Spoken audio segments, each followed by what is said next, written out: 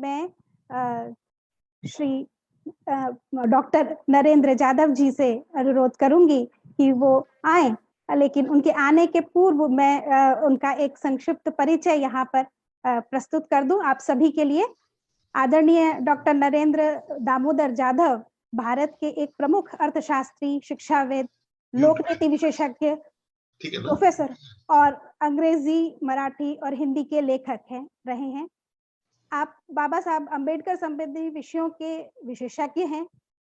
संप्रति आप राज्यसभा के सदस्य हैं और इसके पूर्व आप भारत के योजना आयोग और राष्ट्रीय सलाहकार समिति के भी सदस्य रह चुके हैं। आपने सावित्रीबाई फुले पुणे यूनिवर्सिटी के कुलपति का कार्यभार भी संभाला है और इंटरनेशनल मॉनेटरी फंड तथा रिजर्व बैंक ऑफ इंडिया के लिए इकोनॉमिक रिसर्च के अध्यक्ष पद पर भी आपने कार्य किया है। आपने 67 नेशनल और इंटरनेशनल अवार्ड प्राप्त किए हैं, जिसमें कि ऑनररी डीलिट डिग्री और commander of the order of academic plans by the government of France भी शामिल है। आपने 37 बुक्स का संपादन और लेखन किया है, जिनमें से 19 इंग्लिश, 13 मराठी और 5 हिंदी में है। 300 आपके 300 रिसर्च पेपर और आर्टिकल प्रकाशित हैं और 21 किताबें BR अम्बेडकर, डॉक्टर भीमराव अम्बेडकर जी के ऊपर आपकी प्रकाशित हैं। रविंद्रनाथ टैगोर पर आपने 3 पुस्तकें, ट्रिलॉजी लिखी है और जो कि उनकी पूरी जीवन गाथा को बताती है। उनके चुनी हुई कविताएं, छोटी कहानियां, नाटक आदि भी उसमें शामिल हैं। ऐसे विद्वान व्यक्तित्व को हम अपने बीच में पा करके अत्यंत उत्साहित हैं, आनंदित हैं। मैं आदरणीय डॉक्टर जाधव जी से अनुरोध करती हूँ कि अपने वक्तव्य के लिए, अपने बीज वक्तव्य के लिए वो आगे आए। प्रोफेसर अमी उपाध्याय, यहाँ पर मौजूद सारे मान्यवर, सारे महानुभाव, सबको मेरा जय भीम। दोस्तों, it is indeed a great pleasure as well as an honor to be speaking to the students of Dr. Baba Saheb Ambedkar Open University, Gujarat. I am going to speak both in English as well as in Marathi. But before I proceed with the subject, a small correction. जिस बहन ने मेरा introduction दिया वो बहुत ही अच्छा introduction दिया, लेकिन उसमें एक छोटी सी गलती हो गई। वो थोड़ा सा पुराना सीवी उन्होंने यूज किया। मेरी किताबों की संख्या 41 है और 2 किताबें प्रिंटिंग में अभी जा रही है। तो मुख्य विषय में आते हुए सबसे पहले तो मैं भारत रत्न डॉक्टर बाबा साहेब अम्बेडकर जी के जयंती के अवसर पर उनको कृतज्ञता पूर्वक वंदन करता हूं।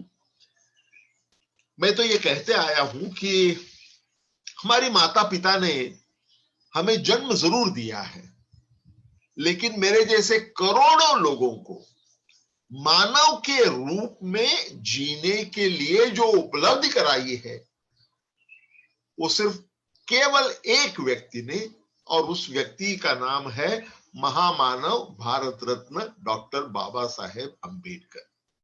इसीलिए उनके जयंती के अवसर पर बड़ी कृतज्ञता के साथ मैं उनको वंदन करता हूं और विषय के तरफ मुड़ता हूं। डॉक्टर बाबा साहेब अम्बेडकर जी के आयु के अनेक पहलू हैं, उनके 12 पहलू प्रमुख कहे जा सकते हैं। उसमें पहला पहलू है ज्ञान मार्गी डॉक्टर बाबा साहेब अम्बेडकर। दूसरा पहलू है अर्थशास्त्री डॉक्टर बाबा साहेब अम्बेडकर। तीसरा पहलू है समाज सुधारक डॉक्टर बाबा साहेब अम्बेडकर। चौथा पहलू है अर्थ प्रशासक डॉक्टर बाबा साहेब अम्बेडकर। पांचवा पहलू है शिक्षाविद डॉक्टर बाबा साहेब अम्बेडकर। छठा पहलू है समाज शास्त्रज्ञ डॉक्टर बाबा साहेब अम्बेडकर। आठवां पहलू है मानव वंश शास्त्रज्ञ डॉक्टर बाबा साहेब अम्बेडकर। वो सातवां पहलू था। आठवां पहलू ये है कि राजनीतिक तज्ञ डॉक्टर बाबा साहेब अम्बेडकर। नौवां जो है पहलू वो है विधि मंत्री डॉक्टर बाबा साहेब अम्बेडकर। 10वां पहलू है भारतीय संविधान के प्रमुख शिल्पकार डॉक्टर बाबा साहेब अम्बेडकर। 11वां पहलू है भाषावार प्रांत रचना के विश्लेषक डॉक्टर बाबा साहेब अम्बेडकर। और 12वां पहलू है बौद्ध धर्म चक्र प्रवर्तक डॉक्टर बाबा साहेब अम्बेडकर। ये सारे 12 पहलू पर तो मैं बोलने के लिए तो आज समय नहीं है, लेकिन आज के इस चर्चा में मैं बोलने जा रहा हूं वो एक पहलू पर, उनका सबसे महत्वपूर्ण पहलू जो है उसके ऊपर। I am going to speak on doctor Baba Saheb Ambedkar as an intellectual colossus and a great national leader. Bharat Ratna Dr. Baba Saheb Ambedkar was undoubtedly one of the most illustrious sons of our country. He appeared on the socio-political scene of India in the early 1920s and then remained in the forefront of social, cultural, economic and political transformation of our country during the closing decades of the British Empire. After India became independent in 1947, he played a very significant role in laying the foundation of modern India. Dr. Ambedkar was a great social reformer, a crusader of human rights, an emancipator of downtrodden masses of India. He was truly an intellectual colossus and a great national leader who dedicated all his life to bring a new dawn of enlightenment to modern India. Dr. Ambedkar's life is an incredible saga of struggles and achievement. He was born in a Mahar caste, which is one of the many untouchable castes in Maharashtra. He experienced the pangs of untouchability when he had to interact with other people of social layers beyond the confines of the untouchable caste. Although he was humiliated every step of the way, he succeeded against all odds in securing the highest degrees from most reputable world-class universities. Just look at his academic background. मैं अभी ज्ञान मार्गी doctor Ambedkar की बात कर रहा हूं। Doctor Ambedkar was essentially an economist. मूल रूप से वो अर्थशास्त्री थे। उनकी सारी जो उपाधियां हैं उसमें से एक बैरिस्टर की उपाधि छोड़ के बाकी सारी उपाधियां ये अर्थशास्त्र में है। जैसे कि 1915 में उन्होंने अमेरिका के कोलंबिया यूनिवर्सिटी से एमए की पदवी हासिल की, विषय था अर्थशास्त्र। उसके बाद में उसी कोलंबिया यूनिवर्सिटी से डॉक्टर बाबा साहेब अम्बेडकर जी ने 1917 में पीएचडी की उपाधि प्राप्त की, डॉक्टरेट प्राप्त की। उसका विषय भी अर्थशास्त्र यही था।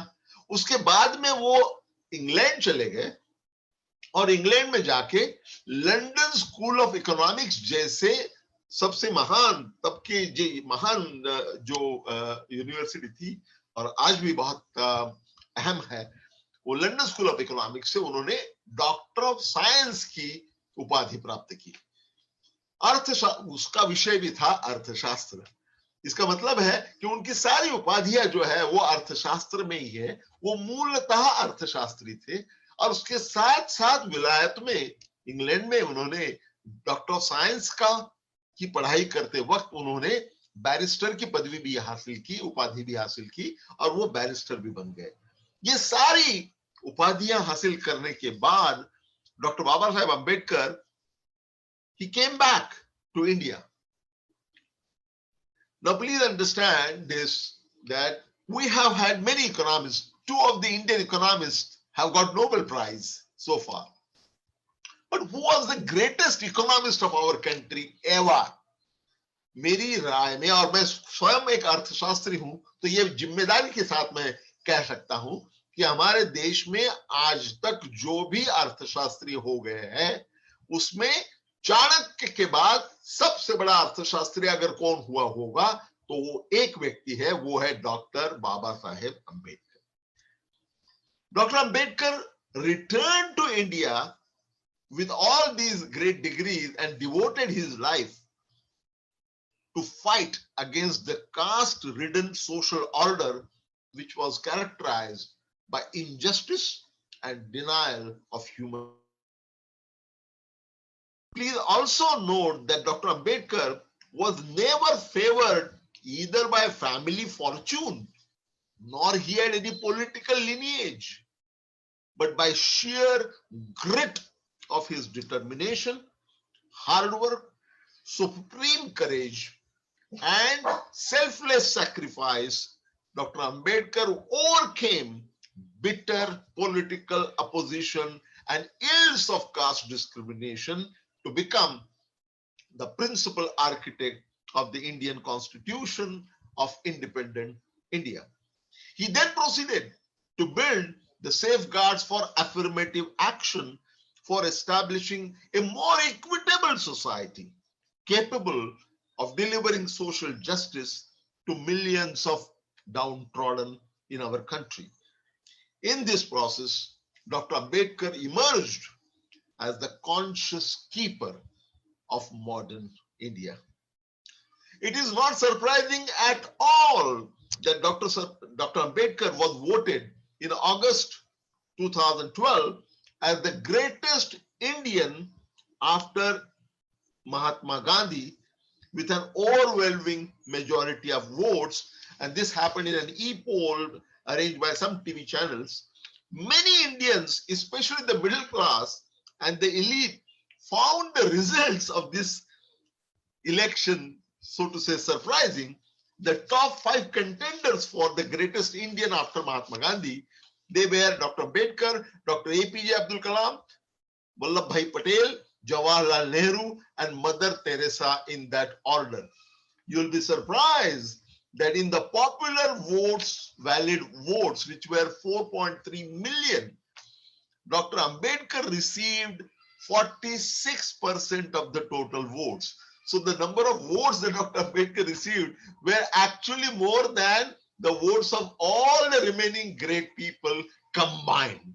So Dr. Ambedkar was chosen as the greatest Indian after Gandhi, and this happened in spite of being largely neglected from the mainstream media and even from the Indian educational system. And I am speaking to an educational institution here. Look at this. Traditionally, the textbooks of India are replete with the stories of life and times of Mahatma Gandhi and Jawaharlal Nehru.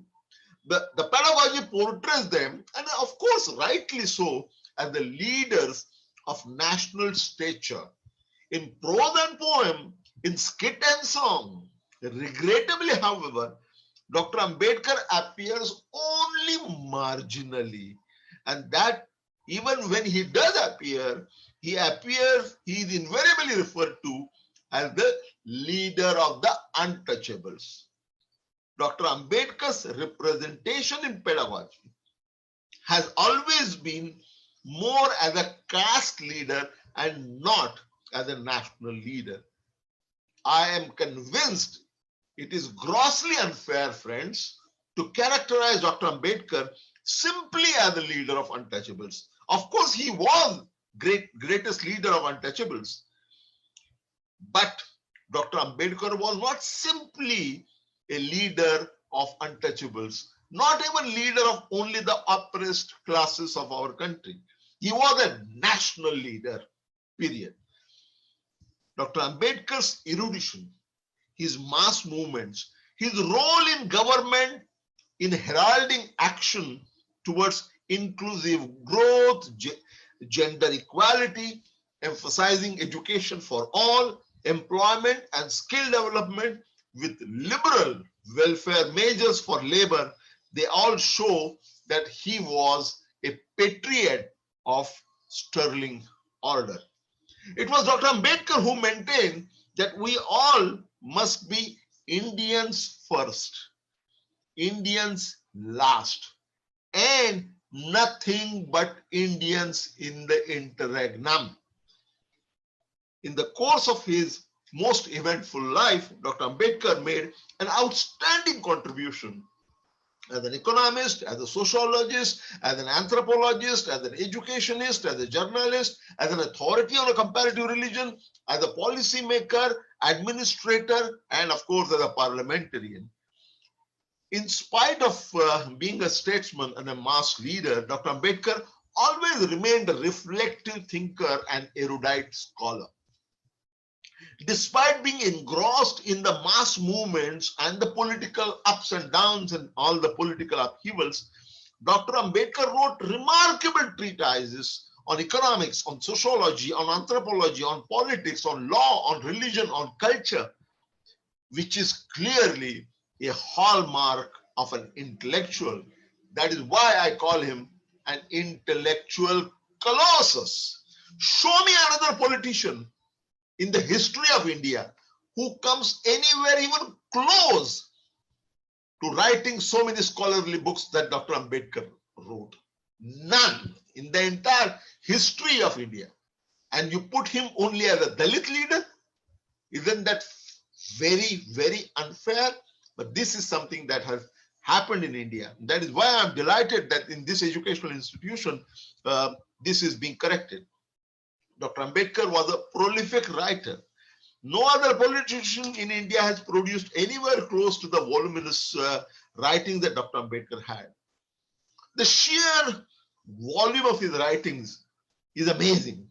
He completed 22 books, scholarly books and monographs. And at the time of his Mahaparinirvan, he had left 10 books which were incomplete at various stages.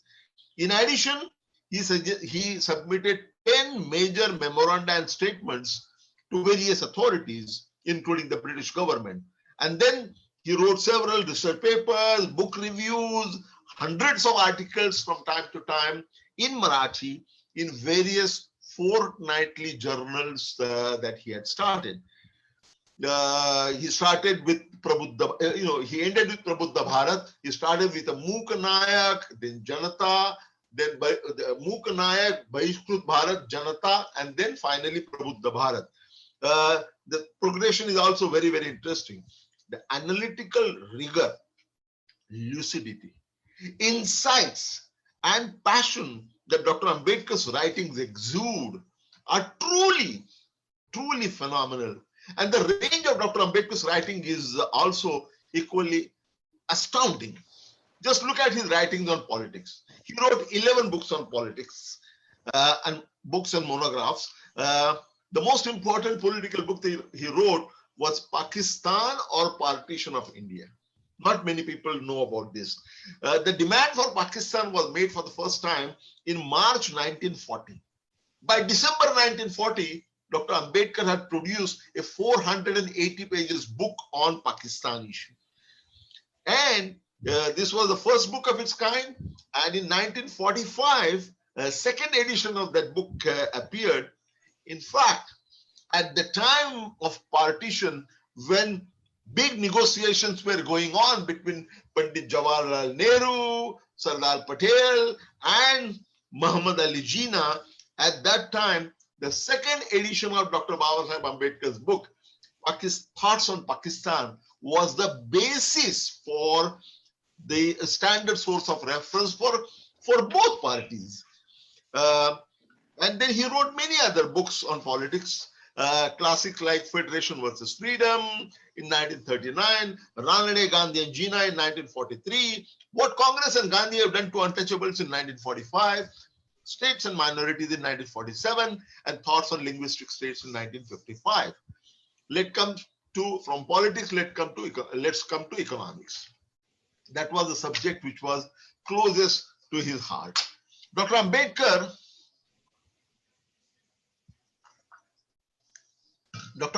wrote two very important books on economics.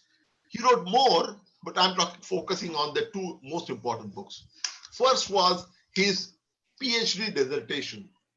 The title was Evolution of Provincial Finances in British India.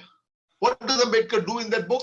In that book, Dr. Ambedkar takes a historical review of the relationship between the British central government and British provinces during the period 1800 to 1910. And then at the end, he talks about what should be the relationship between the British central government and the British provinces. So this is what is the subject of center-state financial relations.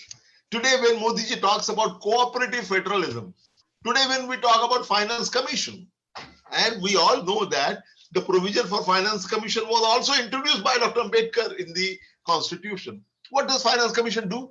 Finance commission basically does, what it does is the tax and non-tax revenue that is collected by the government, how is it to be shared between the central government and the states?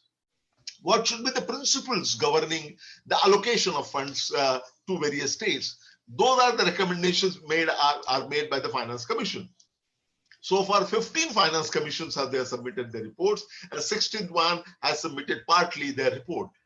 If you see the basis of all these Finance Commission reports, you will find there is one and the only book as a standard source of reference, and that is Dr. Ambedkar's PhD dissertation written in 1927. And the book, it came in 1927. Dr. Ambedkar's second book on economics, a very big one, the most important one, is The Problem of Rupee and its Origin and its Solution. Now, this is a book which was his dissertation for Doctor of Science degree at the London School of Economics. What does he do in that book? In that book, he talks about how money has evolved in India. And then at the end, he discusses a very important issue, which was very hot at the time, as to what should be the ideal currency system for a country like India. There were two candidates. Some people were saying it should be gold standard. Some others were saying it should be gold exchange standard. What is the difference between the two? Put it in very simple, rather simplistic terms. Under the gold standard, money itself is used as a medium of exchange, whereas under the gold exchange standard, it is paper currency which is used as money, and it is backed by gold with the central bank of the country.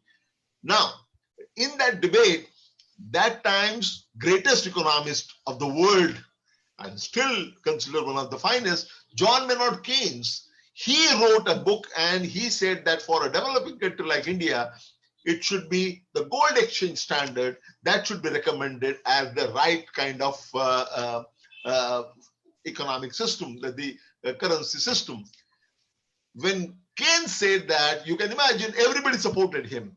The only person who stood up against it was Dr. Ambedkar. Dr. Ambedkar's argument was that the gold exchange standard has a great, as Keynes is saying, gold standard is useful because it is flexible.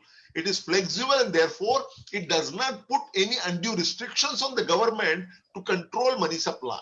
It allows governments a free hand. Dr. Ambedkar's point was that this is a double-edged weapon. It can work positively, it can work negatively. If there is an irresponsible government, then there would be too much liquidity generated because the government has no restriction. There would be a relentless expansion of liquidity, and that would create inflation. That would create a situation of too much money chasing too few goods. The result would be inflation, and inflation is an iniquitous form of taxation which hurts the poor the most. And therefore, he recommended a modified form of gold standard. Many people do not know that Dr. Ambedkar returned to India in 1923, and in year 1926, a very important commission came to India, which was called Hilton Young Commission. Their objective was to establish Reserve Bank of India, the central bank for the country. So they came here in 1926, and Dr. Ambedkar gave a very important testimony before them, and he made similar kind of arguments there. And then in 1935, 1st April 1935, the Reserve Bank of India was established. So in a way, Dr. Ambedkar played an important role in foundation of the central bank of our country, that is the Reserve Bank of India. That was the economist in him. Let's turn to sociology. In sociology, Dr. Ambedkar wrote several books. The most important one is Annihilation of Caste. If I list all the books in terms of importance, his most important book was the last book, that is Buddha and his Dhamma. Next to that was this book called Annihilation of Caste, which he wrote in 1936. And this is the one which is phenomenal. It was a speech that he was supposed to deliver in Lahore on the invitation of Jat Pat Todak Mandal.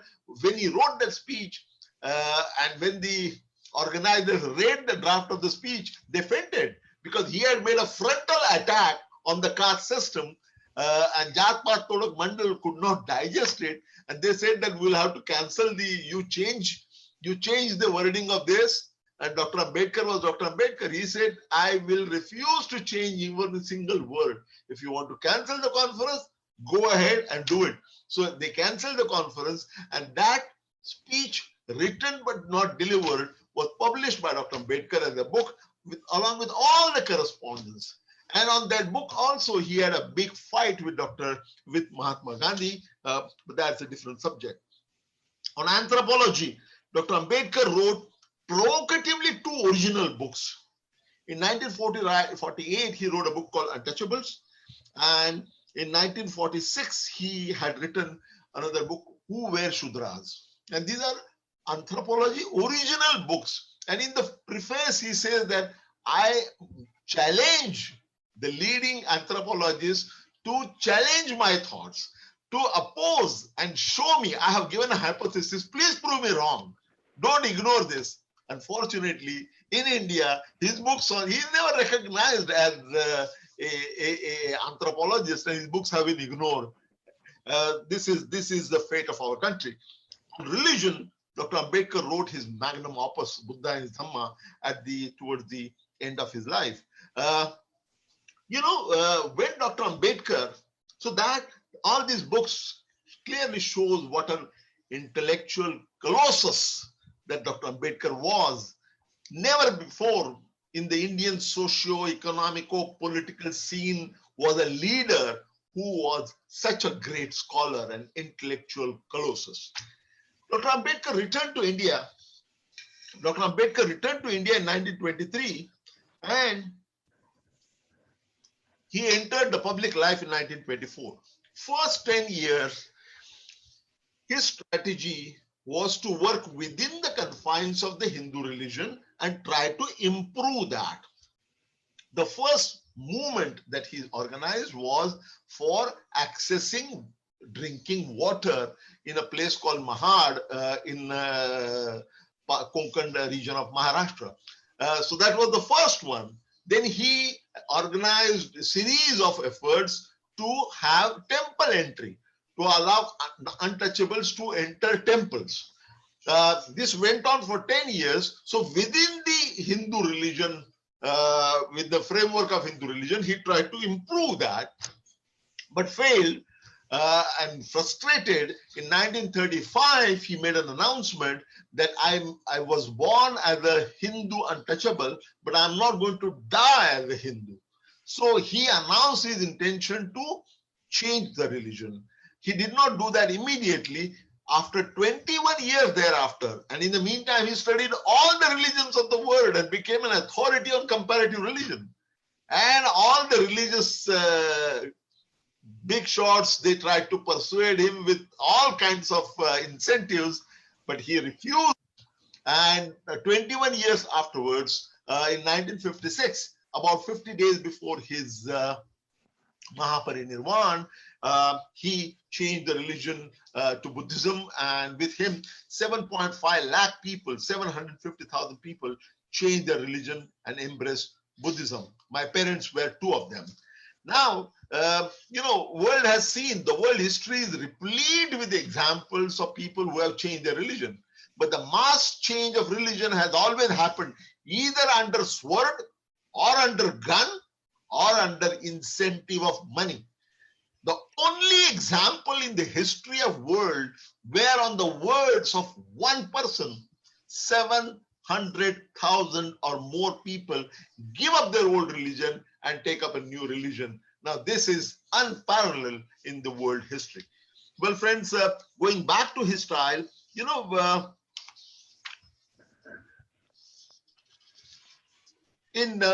with Mahatma Gandhi, a lot of people, the relationship between Mahatma Gandhi and Dr. Babasaheb Ambedkar is a fascinating subject. I will only briefly talk about it, but it's a fascinating subject. They fought with each other so much. Their first meeting that took place in Mani Bhavan in Mumbai in September 1931, just before going to the second roundtable conference. That meeting ended, in that meeting, I don't know how much time I have, but, I would love to talk about that meeting. In that meeting, Mahatma Gandhi had invited Ambedkar to come and meet him. Ambedkar was 22 years younger than him. That meeting did not go well. In the beginning, Mahatma Gandhi told him, he kept him waiting for half an hour just to cool his heels. Mahatma Gandhi was also an astute politician. We all know that. Mahatma, but politician too. So after that, when Ambedkar was a young firebrand and he was about to burst when he was called in. And Mahatmaji's first opening remark was, I'm told that you have been writing against me and you have been talking against me. I want you to know that I have been working for untouchables from the time when you were not born. Dr. Ambedkar's immediate reply was, all old people take refuge of their age when they have no case, they have no argument. So Mahatma Gandhi was taken aback. He changed his trick, his style, and he said that recently I have given instruction that Congress should spend 25 lakh rupees on eradication of untouchability. Dr. Ambedkar responded, Bapuji, this was the wrong thing to do. You don't need to spend any money on this. You have to do only two things, very simple things, which do not require any money. For all the general members, people who want to become member of Congress party, they used to call it Charana member, because Charana, a quarter of rupee was the fees. All those Charana members should give in writing that in their private life, they will not follow untouchability. One, doesn't require any money. Second, he said that you should also make it obligatory for all Congress leaders that they should keep as an assistant, as a servant, one Dalit boy or a Dalit girl inside his house. You don't have to spend any money. A major transformation can take place, but that was something that was not acceptable to Gandhiji. So the meeting ended very badly, and while leaving the meeting, it is unimaginable that Mahatma Gandhi was a national leader and Dr. Ambedkar was only a promising upstart. But Dr. Ambedkar, what he said was, he said, Mahatma like you are like fleeting phantoms. They only raise the dust, not the level. And he stormed out. Then there was a big debate between them in the second roundtable conference. The issue there was, Ambedkar was fighting for independent electorates for untouchables, whereas Gandhiji was saying joint electorates is fine. I will give independent electorates to Muslims, Christians, even Anglo-Indians, and Sikhs, but I will not give separate electorates to Dalits, untouchables. And on that they fought, and all those debates are available. Unbelievably acrimonious exchange of words took place. And after that, it was decided that their authority should be given to the British Crown to take the final decision. All of them came back. 3 months after that, the British decision came, which was called Communal Award. And they had opted everything in favor of Dr. Ambedkar. At that time, Mahatma Gandhi was in a jail, Yerwada jail in Pune, from where Aniruddha Deshpande comes from, and I have been there for some time. in Aroda jail, where Mahatma Gandhi ji was there, he immediately announced fast unto death. Now just look at this. Gandhiji, along with others, had given in writing that whatever is the decision of the British government, we will accept it and we'll go by that. But when the decision, because he was completely sure that he will get the decision in his favor, when that did not happen, Mahatma Gandhi opted for a fast unto death, and Ambedkar refused to budge. So there was a very serious upheaval, and Dr. Ambedkar was called traitor, and they said that Mahatma Gandhi's life is in your hand. There was a lot of pressure put on him. So finally, Ambedkar gave in because life of Mahatma was in his hand. So there was a Pune Karar, Pune Pact of 1932, which went for joint electorates with reservation for scheduled caste or Dalits. Generally, it is understood that intellectually it was Dr. Ambedkar who won the battle, but politically it was Mahatma Gandhi who defeated Dr. Ambedkar in terms of having forced him to sign the Pune Pact. That was 1932. Now later on, when Dr. Ambedkar, now this may give you an impression as if Mahatma Gandhi and Dr. Ambedkar were at loggerheads all the time, and there are people who are followers of Gandhiji who speak very badly about Dr. Ambedkar. There are those who are followers of Dr. Ambedkar who speak very badly of Mahatma Gandhi. Believe me, Mahatma Gandhi and Dr. Ambedkar had a very cordial relation. How did Dr. Ambedkar become the chairman of the drafting committee of the Indian Constitution? He became that because of Mahatma Gandhi. Who made Dr. Ambedkar cabinet minister in charge of law? It was Mahatma Gandhi who did that.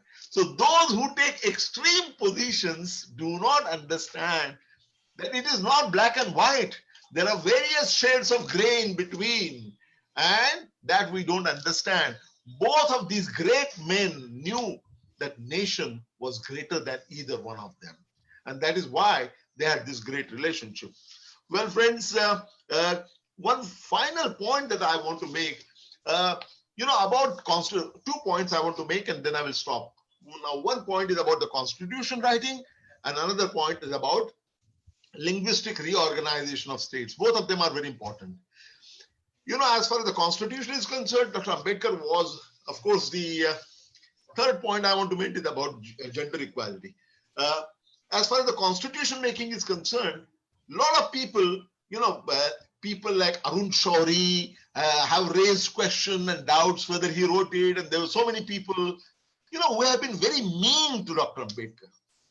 Please understand and read what the chairman of the Constituent Assembly has said. Read what the members of the Constituent Assembly have said, those who are members of the drafting committee have said.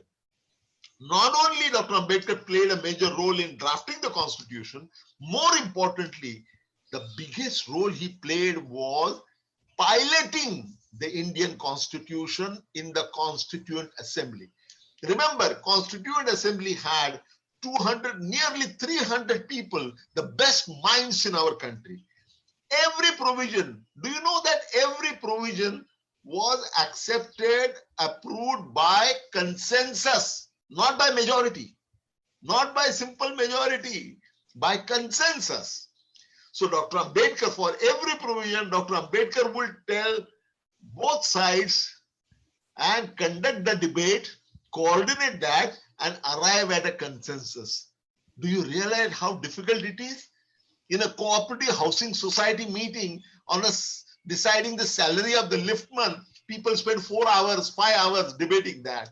Here we were talking about the future of the nation, and 298 best minds were there to forge a consensus among all of them and get the entire constitution by consensus was a horrendous task.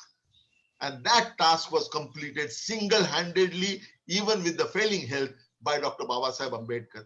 So if anybody raises any doubt about it, you should raise doubt about that person's integrity itself. Now I come to two more remaining points and I finish. One is about gender equality.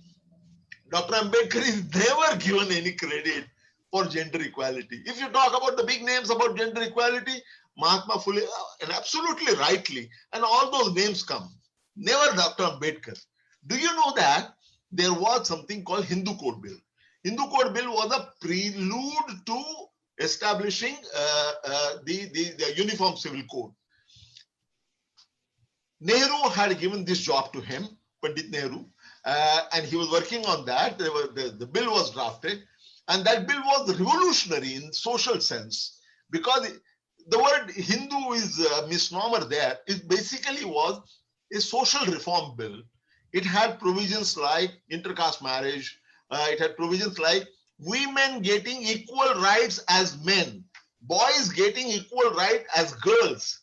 You know, now we take it for granted, but that time it had shaken the people. And they said, what is this Ambedkar talking about? The debate on that went on 3.5 years. In the beginning, Pandit Jawaharlal Nehru, as the Prime Minister, had assured Dr. Ambedkar that even if my government falls, I will stand by you on Hindu Code Bill and we'll get it through. But the pressure mounted so much, and all the Sanatanis got together of all political parties. Mind you, Dr. Aniruddha Deshpande, everybody came together, and they were led by the then president, which was Dr. Rajendra Prasad. And they said that this bill will create a major problem in the Indian culture, Indian family system, and we don't want that. And President even threatened Prime Minister that if you get this approved and send it to me, I'm not going to sign it. So that created a major crisis. So Dr. Ambedkar was called by Panditji, and he was told that Dr. Ambedkar, we can't get the entire thing signed, so we'll go with 50%. Dr. Ambedkar said, fine, no problem. And then he quoted the famous Sanskrit shlok that Sarvanashe samutpanne ardhyam tejati panditaha. When there is a risk of losing everything, a wise man or woman will be content with 50%. After 3 weeks, he was called again by Panditji and said, I'm sorry, Dr. Ambedkar, but we cannot even get the 50% through. That was the time when Ambedkar on the spot resigned as a cabinet minister and left the cabinet. Now, please understand that Dr. Ambedkar is the only person in our history who, for gender equality, left the post of a cabinet minister. And we never, even the women's organizations never give him any credit for gender equality. So that is the point that I wanted to make. One final point toward the end of his life was about the reorganization of states. In 1955, there was a Fazal Ali Commission's report on reorganization of Indian states.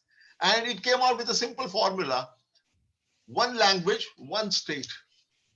And they went ahead with that. The report was accepted. Dr. Ambedkar opposed it very strongly. He said, this is wrong. It should not be one language, one state. It should be one state, one language. So what is the difference? You know, apparently there is no difference. He said it should be, language is very important, but it can't be one language, one state, because if you adopt that formula, then North India will have big states of the size of Uttar Pradesh and so on, because the Hindi belt is there. Whereas in South, there would be a number of small states. And that will create in future a problem between North and South. So what you should do is to have a formula that in the same state, there will be same language. Now, that means in Hindi speaking, there can be multiple states speaking Hindi. No harm. But you cannot use language as the only factor deciding the size of the state. And he recommended bifurcation of Bihar, which happened in 2002. He recommended bifurcation of central province into Madhya Pradesh and Chhattisgarh. That again happened in 2002. He had recommended trifurcation of Uttar Pradesh. That has still not happened. So look at the vision of this man. He was talking about possible tensions between North India and South India leading to secession, disintegration of the country. Such visionary national leader, and you call him only as the leader of Dalits? Shame on those who call him only as the leader of Dalits. But this is what we have done all along. At the end of his life, when he adopted Hinduism, when he embraced Buddhism, please understand what would have happened to the future of our country had he adopted any other religion. He adopted Buddhism because Buddhism believes in liberty, equality, and fraternity. He said that these three principles I have not taken from French Revolution. I have taken this principle from Buddhism. One. Second, Buddhism has no caste. That was very important. And most important thing, he said, I wanted a religion which is born in this soil, not born anywhere abroad. Just imagine, had he accepted any other religion, how the future formation of our country would have been different. So Dr. Ambedkar was a multifaceted genius. He was an intellectual, towering intellectual colossus who spent all his life for the betterment of India as a whole. Always he had India nation as a whole. He was, of course, the emancipator of the downtrodden, but he was not limited to that. He was a great scholar, a great visionary, a great national leader who should be in the pantheon of the greatest national leaders like Mahatma Gandhi, Jawaharlal Nehru, and others. That would be the true Shraddhanjali or tribute to this great son of India. I want to thank the organizers for having given me this opportunity to come here and talk to all the students, faculty, and the invited guests on this subject, which is very close to my heart. Once again, I thank you very much, and मेरी बात को मैं विराम देता हूँ. Thank you. बहुत बहुत धन्यवाद सर. आपके उद्बोधन ने हमें डॉक्टर अंबेडकर के छिपे हुए पहलुओं को, उनके विशाल व्यक्तित्व को विभिन्न आयामों से देखने का अवसर दिया. इसके लिए बहुत बहुत धन्यवाद. कार्यक्रम को hello ji madam. Sir, we have few questions. If you can allow, then we can continue with the question. Hello.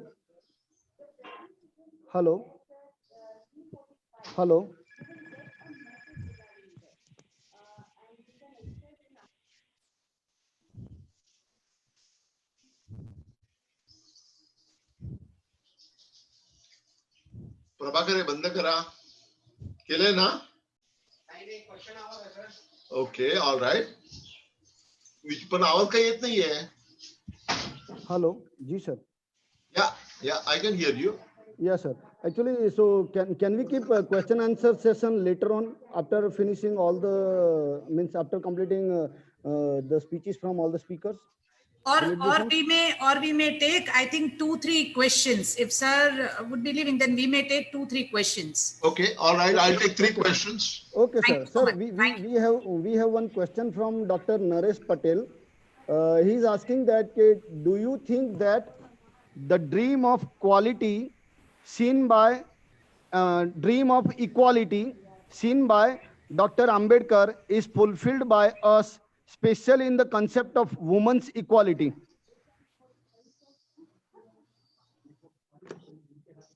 Yeah, the dream of equality that Dr. Ambedkar had, and I'm very glad that this question was asked by Naresh. The equality entails men and women both. So we are talking about equality of all human beings in the society.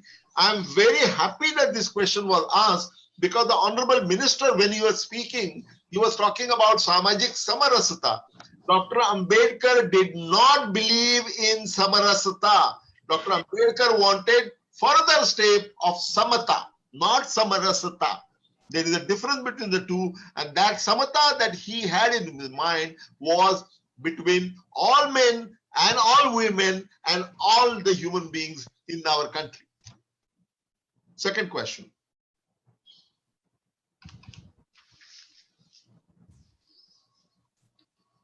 Second question, please.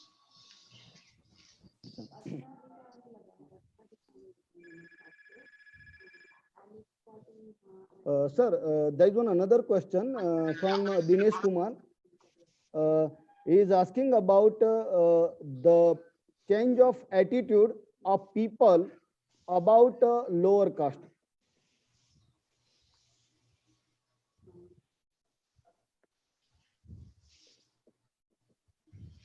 Dr. Ambedkar, you know, this was Mahatma Gandhi's theory that there would be gradual change, मत परिवर्तन, जिसका उल्लेख उन्होंने किया था कि ये ऐसा ऐसा हो जाएगा, मत परिवर्तन हो जाएगा. In 1936, Gandhiji said that caste system is dying, and in few years it will be no more.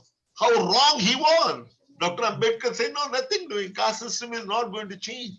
He said, the caste system, we are talking about the attitude.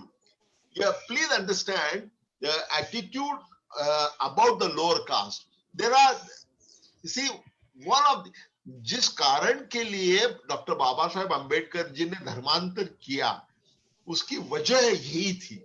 एक वजह ये हो सकती है, कैसे मैं समझाता हूं आपको. देखिए कि ये जो अछूत इसका प्रॉब्लम था, अनटचेबिलिटी का प्रॉब्लम था, उसके दो पहलू थे. एक तो दूसरे लोगों का इन लोगों के प्रति देखने का दृष्टिकोण, इनको नीचा देखते थे.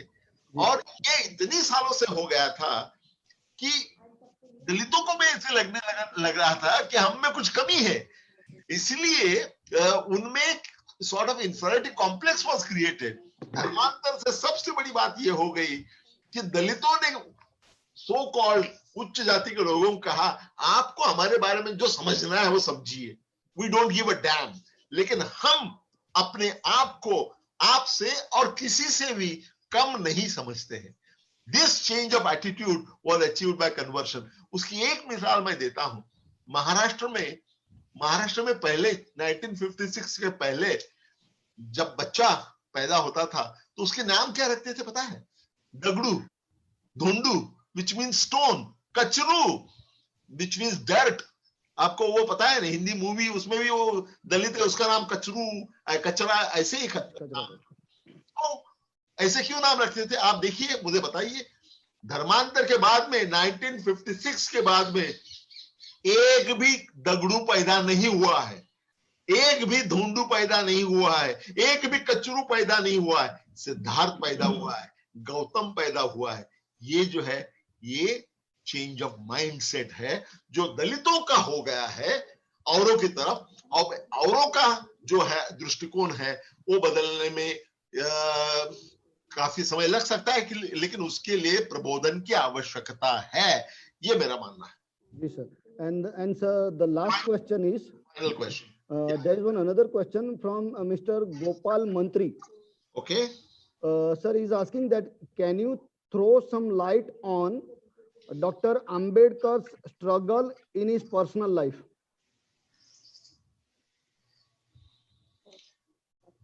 Okay. Yes, देखिए, अंग्रेजी में सवाल है तो मैं अंग्रेजी में जवाब दूंगा. गोपाल मंत्री ji, doctor Ambedkar suffered at every step of the way. As a child, he suffered. We all know the stories, how he suffered, how he was not allowed to travel. Tanga episode is very famous. So as a child, he realized that he was treated differently. A barber will not come to shave his head. And all kinds of things were happening तब के जमाने में जो होता था. उसके बाद में even when he became professor in Signal College in Mumbai, the other professor would not drink water from the same pot. When he was a senior officer in the state of Baroda, as a part of Baroda, Maharaj had given him the scholarship to go abroad. So as a part of that, he was required to work in Baroda Maharaja's state. And he was given, and Baroda Maharaja wanted to make him finance minister. But the people there created such problem to him. The files were thrown at him. He was not allowed to go any club. He was not allowed to stay in a decent house. Can you imagine? He had to do cheating. He changed his name and went and stayed in a Parsi lodge. And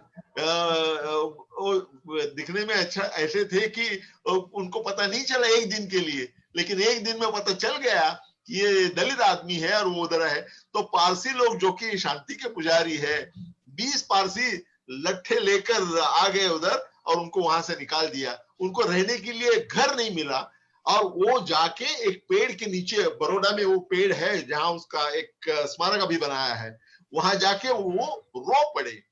तो उनको उनके education के बावजूद, उनकी कितनी भी बड़ी position होने के बावजूद भी उनको अछूत ये डिस्क्रिमिनेशन का सामना करना पड़ा. जब वो बड़े लॉयर थे और कोंकण से आ रहे थे, कोंकण से बंबई को कार से आ रहे थे, अपनी कार थी, तो and he was a national leader. आप can you believe that his car failed and he went to the near by village. Nobody allowed to enter him. Nobody gave him even water. Can you imagine? For a national leader, water was not given when he was there in the village.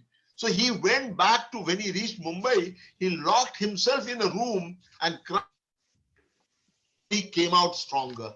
So what I'm saying is, in spite of his achievements, in spite of his intelligence, in spite of all his contribution, this attitude about his loneliness coming from the caste never went away and he had to suffer.